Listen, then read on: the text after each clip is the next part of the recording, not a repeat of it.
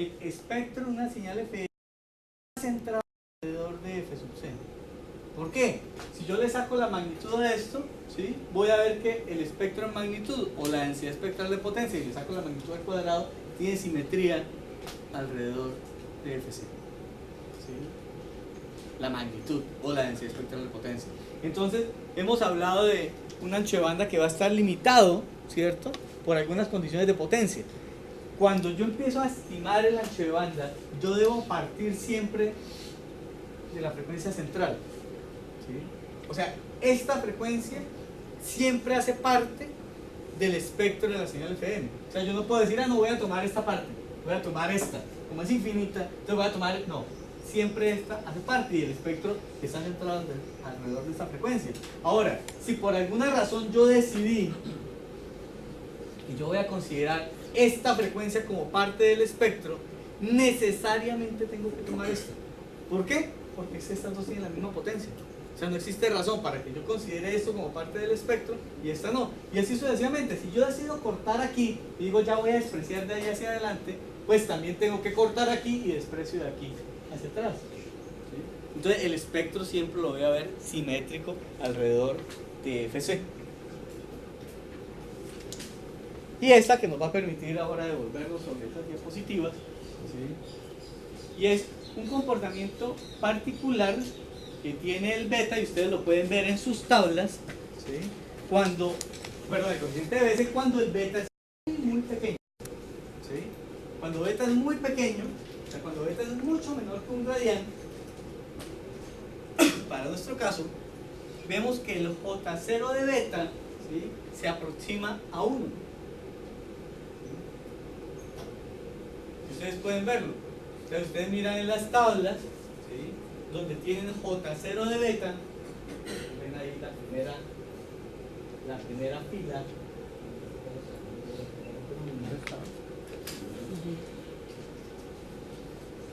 ¿Qué pasa? Tengo el J0 de beta, ubiquen la columna o la fila donde n es igual a 0, ¿sí?, y miren cómo va cambiando en función de beta. Entonces, cuando beta tiende a 0, ¿sí?, el J0 de beta tiende a 1. Ahora en las gráficas lo vamos a identificar mejor.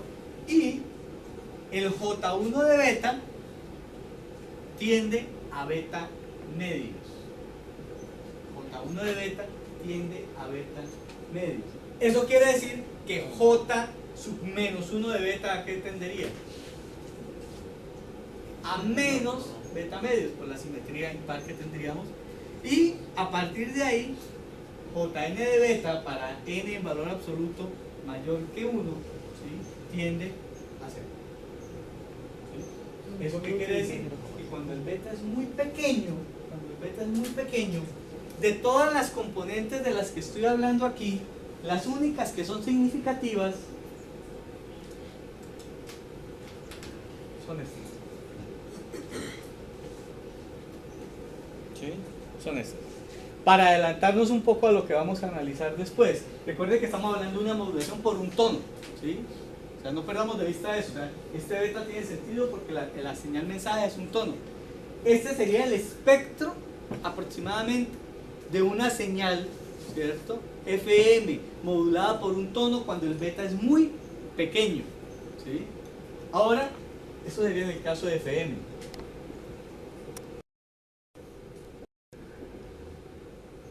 ¿Cómo es el espectro de una señal AM modulada por un tono? En el caso de una señal AM, pues yo tengo la portadora en frecuencia FC, ¿cierto? Y al lado y lado de esa portadora tengo mis dos bandas laterales. Esto sería FC más FM, esto sería FC menos FM, ¿cierto? Esto aquí también es FC más FM, y esto aquí. Entonces démonos cuenta que cuando yo tengo un beta muy pequeño, la modulación AM y la modulación FM se parecen en algo. Como mínimo, se parecen en el ancho de banda pequeño, ¿sí?, cuando el beta es muy pequeño. Entonces, nosotros vamos a definir para betas muy pequeños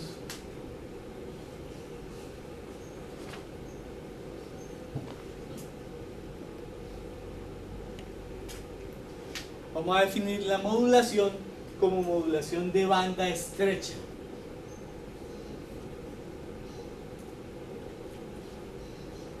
Cuando el beta es muy pequeño. Entonces vamos a decir que la modulación es de banda estrecha, modulación FM de banda estrecha. Contrario.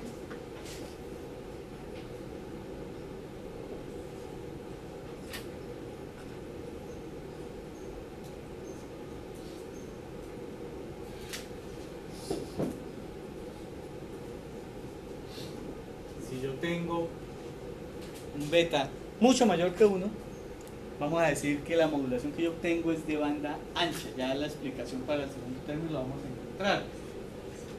Alguien dirá, bueno, ¿y si es cercano a 1? No, estos simplemente son casos límite, ¿sí? O sea, el caso límite cuando el beta es muy pequeño, el caso límite cuando el beta es muy grande. En cualquier otro caso, pues simplemente tenemos una modulación FM y punto. Bien, preguntas hasta acá. Narrow band, banda estrecha, modulación de frecuencia de banda estrecha, ¿sí? Y esta es wide band, ¿sí? Banda ancha.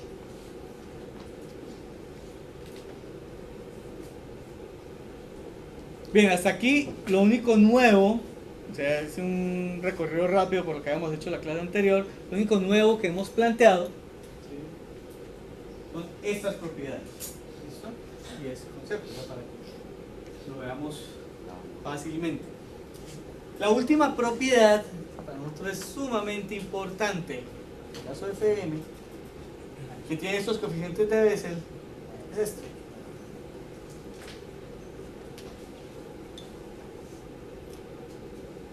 ¿Qué nos están diciendo? Que si yo sumo todos los coeficientes de Bessel elevados al cuadrado para un n, para un beta dado, ¿sí? Esa sumatoria es 1. ¿Dónde aplicamos ese concepto o esa propiedad? Démonos cuenta que esta descomposición es una descomposición entre funciones o entre sinusoidales que están armónicamente relacionadas, porque la separación entre ellas son todas múltiplos enteros de una frecuencia base que sería FM. ¿Sí? ¿Eso qué quiere decir? Si yo quiero calcular la potencia de esta señal, ¿sí? ¿Cómo calculo la potencia de esta señal utilizando esta expresión? Por Parseval. Entonces, ¿qué nos daría? La potencia sería igual a ¿qué?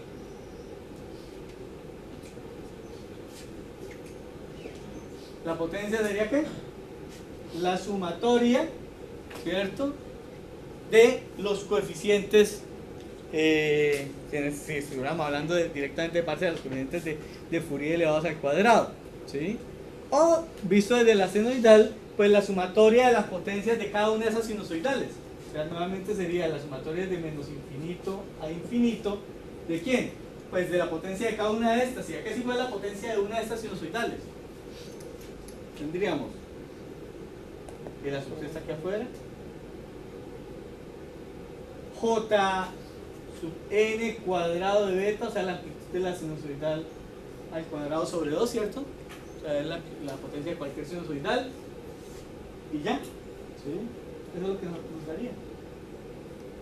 Yo puedo sacar este 2. Me queda. Bueno, como es potencia, este sub c va al cuadrado. ¿Sí? Entonces me queda sub c cuadrado sobre 2 por esta sumatoria. Pero esta sumatoria, ¿cuánto vale? Vale 1. Y ahí se corrobora lo que ya sabíamos, ¿sí? Y es que la potencia de la señal, independiente de beta, ¿sí? O independiente del mensaje, es constante. Y en este caso es a sub c cuadrado medios. ¿Listo?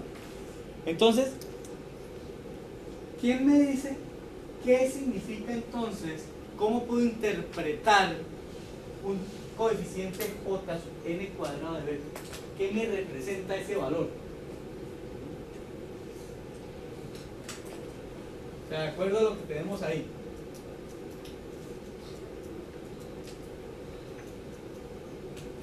Entonces yo les digo, a ver, alguien me ayude con los datos que están en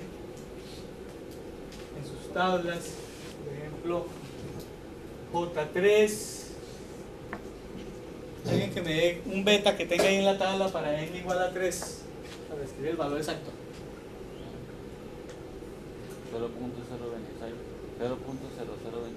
0, beta igual a 0. Sí. No, pero el beta sería muy pequeño. No debe estar en la tabla. El beta, el que aparece por acá. ¿Cuánto? ¿El valor de beta? O sea, aquí. No, es muy grande. Beta igual a 2. Beta igual a 2, por ejemplo. Entonces, un beta cualquiera. Entonces aparece en la tabla beta igual a 2. Ahora, para n igual a 3, para beta igual a 2, ¿cuánto me da? 0,1289. 0,1289, dice en la tabla. Sí. Elevemos esto al cuadrado. ¿Cuánto me da esto? Pónganme por favor ese valor.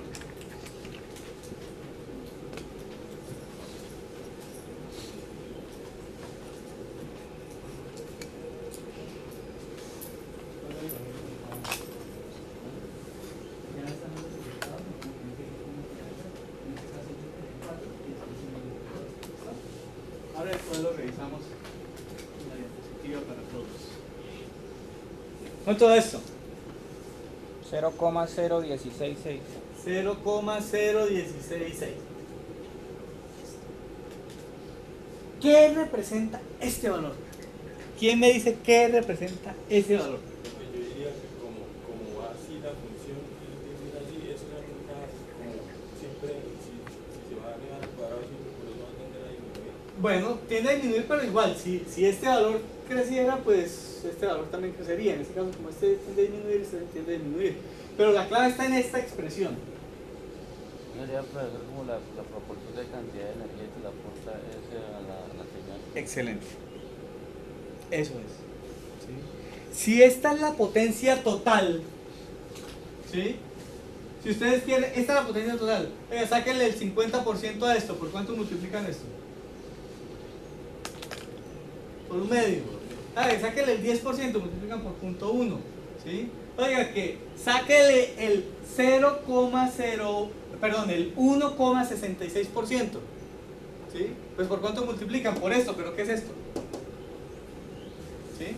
O sea que cada coeficiente de Bessel elevado al cuadrado es un porcentaje de la potencia total. ¿Estamos? O sea, miren la importancia de eso. O sea, este 1 no es simplemente para que esto nos cuadre y nos dé la propiedad que vimos en la clase anterior. Este 1 es un 100%. ¿Sí? Eso es lo que significa ese 1. Entonces, ahora sí, ¿cierto? Nosotros podemos entender mejor cuando decimos vamos a limitar esto, ¿sí?, a un porcentaje de potencia que sea de el 99%. ¿Sí? Porque ¿qué tendríamos que hacer? Pues empiezo a sumar. ¿Sí?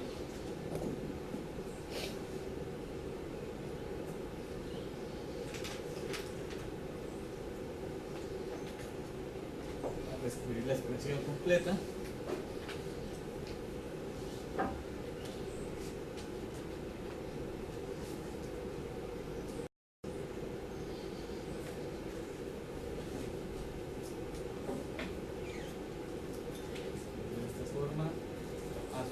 Cuadrado sobre 2 por la sumatoria desde n igual a menos n hasta n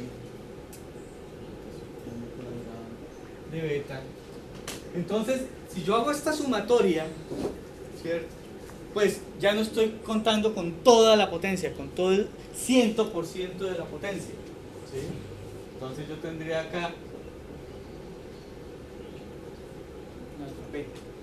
donde este alfa podría ser 0.9, el 90% de la potencia, podría ser 0.99, el 99% de la potencia. Entonces, ¿qué es lo que yo tendría que hacer? Pues si a mí me definen esto, ¿sí?, si a mí me definen esto, entonces yo podría encontrar el valor de este n mayúscula, ¿sí?, que me da esta potencia como mínimo. ¿Sí? Que me da esta potencia como mínimo. ¿Estamos? Y entonces, este n, ¿qué me define? ¿Cuántas componentes tendríamos al lado y lado del aportador? Y por tanto me define un ancho de banda. Entonces, si yo tengo esta cota, el ancho de banda de transmisión de esa señal FM, ¿de cuánto sería? Si yo ya no tengo infinitas componentes, sino van desde menos n hasta n. ¿Cuánto? ¿2n? Pero n es un número entero, o sea que... ¿Cuál es la separación asociada a cada n? Sería 12. Muy bien. 2n FM. Ese sería el ancho de banda. Seguimos hablando de un tono. No quiero que pierdan de vista eso, o sea, porque cuando hagamos la generalización veremos que son aproximaciones, ¿sí? Nos cuadran bastante bien, pero esto solo aplica para el caso de un tono. Entonces, existen curvas y ustedes la encuentran en la plataforma. Sí, ahora creo que tengo una diapositiva con esa curva, que ustedes la pueden traer para el parcial, ¿sí? Donde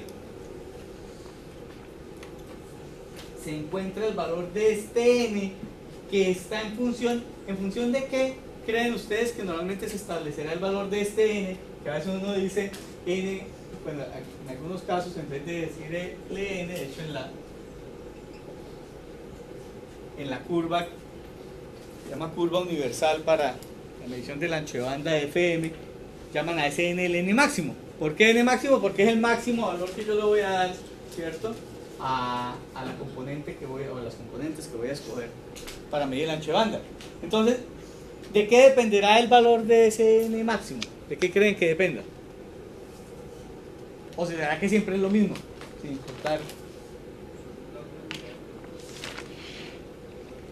Entonces, muy bien, el porcentaje me lo tienen que definir. Normalmente ese porcentaje ya está fijo, ¿sí? Entonces, como les digo, estamos hablando normalmente alrededor de un 90% de la potencia, ¿sí?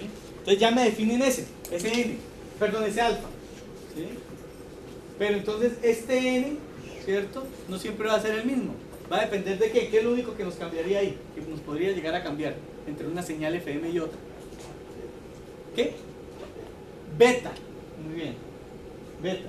Entonces, en realidad eso es función de beta, ¿sí? Entonces ustedes encuentran, ¿sí?, una curva que está en función de ese beta. Entonces, dependiendo del beta, ¿cuál sería el n máximo que se toma? ¿Sí? Básicamente es la idea. Ahora vamos a seguir enlazando ideas en ese sentido. ¿Listo? Entonces, esa es una manera de obtenerlo. Y muy bien, sabemos que es 2 veces porque igual en última esto es simétrico. Y miren que la potencia que yo tengo acá es la misma potencia que yo tengo acá, ¿sí? Entonces, por eso es que ustedes en las tablas de Bessel no encuentran n's negativos, ¿sí? O sea, para medida de potencia no necesitan saber el valor negativo dada la primera propiedad que tenemos allí. Entonces, voy a pasarles acá la tabla para los que no tienen la tabla a la mano, ¿sí? Donde en este caso aquí tenemos nuestro beta, nuestro índice de modulación, y aquí tenemos el n, ¿sí? Entonces, demos cuenta de 2 cosas. Sin importar cuál sea el beta que yo tomo, en la medida que aumenta n, ¿sí?, el coeficiente tiende a disminuir, ¿sí?, sin importar lo que tenga. Y démonos cuenta que si yo tomo, ¿sí?, valores fijos de n, ¿sí?, el valor que vamos a tener, el primer valor distinto de 0, empieza a aparecer cuando el beta tiende a ser grande, ¿sí?, que era un poco lo que veíamos acerca del beta mucho menor que 1, del beta mucho mayor que 1. Ahora me devuelvo otra vez a esta gráfica para hacer un ejercicio, pero para ilustrar el comportamiento de las funciones, pues estas serían las funciones de Bessel, ¿sí? La única función de Bessel, ¿cierto?, que arranca en 1 es la del beta muy pequeño. En este caso estamos hablando del beta igual, del beta igual a 0, ¿sí? Y en la medida que vamos cambiando los n's, ¿sí?, entonces esto es para beta igual a 0, para 1, para 2, miren que en la medida que n crece, ¿sí?, empezamos a arrancar más tarde, pero todas las funciones son oscilatorias y tienden a disminuir.